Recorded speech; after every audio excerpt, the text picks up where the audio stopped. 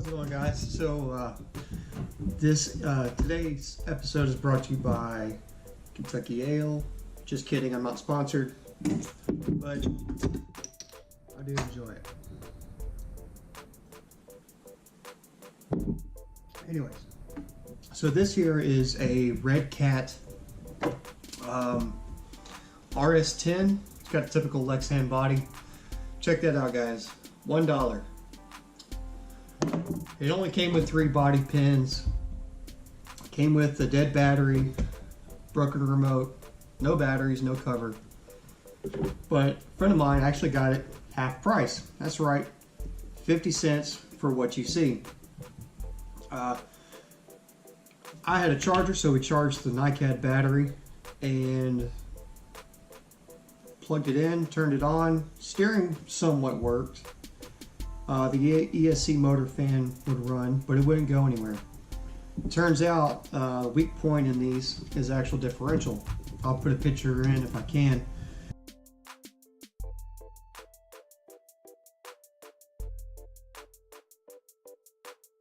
With differentials in here, it's got a pin and it's like a sandwich piece. Sandwiches it together.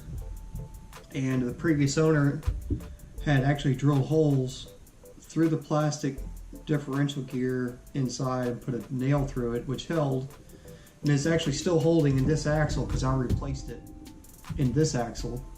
Put a 16 gauge finishing nail in it. So I am a carpenter by trade. I'm sorry, craftsman. And but anyways, so the front one, the plastic piece where the pin went through, the nail had been put through, had broken, and it separated the gear in half. What I mean by half is, let's say this is the gear. It had like a little thing sticking off of it, and that part had been broken off. The ring gear part of it was still fine. So after further inspection, I found that it was like a sandwich kind of deal, and made a new pin, put inside of it, got it fixed up. So total cost that is in this, with already having a charger and repairing the differentials, basically nothing. The only other thing that needs to be repaired is this steering arm. Make the splines match. I got a piece of paper. Again, this is just fix on the fly kind of deal, just to get it up and going. So let's look at the remote for a second. This remote, it's digital. It's 2.4 gigahertz.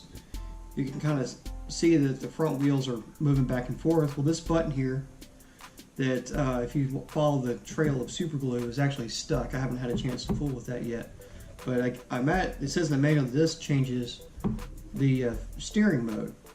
So we wanted to do 4-wheel steering. Makes it turn tighter and more maneuverable. But what I ended up doing was taking a wire that I had left over from one of my airplanes and plugging in the front and rear servos, and they work. Let me so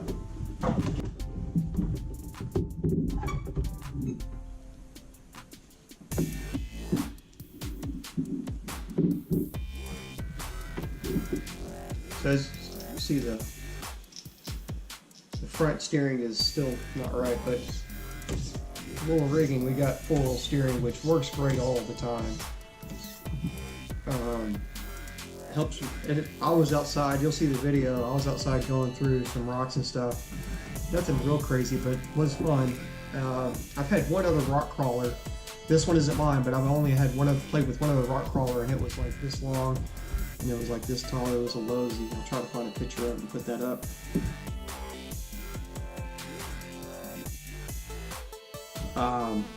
It was fine, but now this thing's fully functional for, maybe $2 we got into it, material.